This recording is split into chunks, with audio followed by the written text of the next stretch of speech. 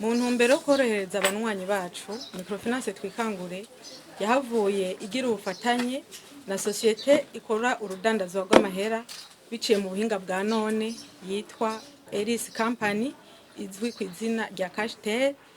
Gutyo bica bituma abanywanyi bayo boroherwa kubika no kubikura biciye muri telefone zabo ngendanwa. Microfinance imaze kubona ko umunwanyi wayo ashobora kubika no kubikura atiriwe arashika kuri gishe fizike, yaciye yiyumvira gusubiriza amagisha mwamwe yayo asanzwe ari hagati mu gihugu ku buryo bwa none bwo kubika no kubikura kuri konte ifise muri twikangure microfinance biciye kuri telefone ngendanwa. Ubwo buryo bwa none kora bivuye ku bufatanye bwa Cashtel na twikangure microfinance. Twaciye turondera akazina twogita kugira ngo abantu bose biborohere ariko bitwise TM Cash. Niyo mpamvu hari amagishe fizike amwamwe ari hagati mu gihugu ategekanwa kuzosubirizwa n'ubwo buryo bwa TM Cash kubera ko atamusaruro ukwiye yatanga bivuye ko ari kure cyane, kuko kugira ibikorwa byo kubika no kubikura bikunde umunwanyi azitura vyatwara uburyo bwishi cyane twikangure.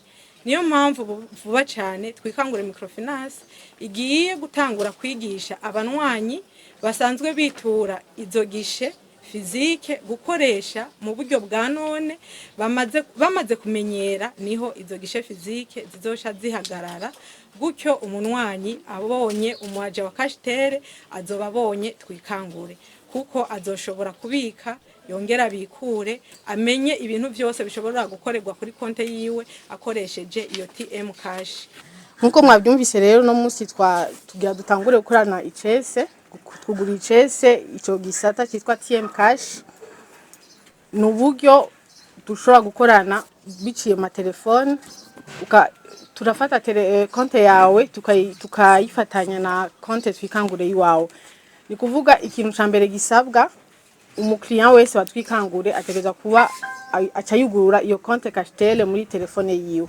Hanyuma maze kuyugurura acayegera gishe yose yatwikangure imwegereye kiyandikisha ko agomba gutangura gukoresha ico gisata, agasinya kuri ako gapapuro.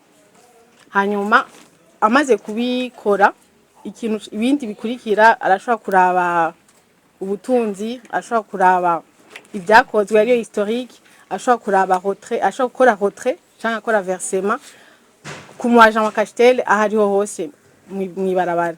Ni kuvuga ntazokwirwa ararinda kushika ku biro bya twikangure cyangwa ngo ashike amanze kujuragirika mwibarabara ahariho hose ashobora kuzokora iyo retrait cyangwa versement akoresheje iyo TM Cash. Abajati ubwo ntibizotera intambamye cyangwa ingaruka mbi ku bakozi baba bakora kwayo magishe azobasubije uburyo bwa none, ahubwo harimo abandi bagiye kuronka akazi. Numva ko mizo ntara hamaze gutanga uburyo bwa none bwa TM Cash, kuko bizokunda nuko hariho ahantu umuaja bisigura yuko acazba ko caguira abaja wa Cashtel. Bisigura yuko rero abo wibaza yuko bocabura akazi ahubwo bocaza gucika abaja, ubu bashobora turafasha bene igihugu nabo babarutira amafaranga byoroshe. Ikindi naco twikanga microfinance ni ishami rishaka gutera imbere, nico tumugambirira araba inyungu ibanza kuronkamwo mu byo riko rirakora. Bwa mbere ubu buryo buzotuma twikanga microfinance ikoresha uburyo buke ariko umwe n'igihugu akaronka ico yipfuza. Icya kabiri akandi karusho, umwe n'igihugu azokoroherwa, azoshikira service zacu bitamuruhije.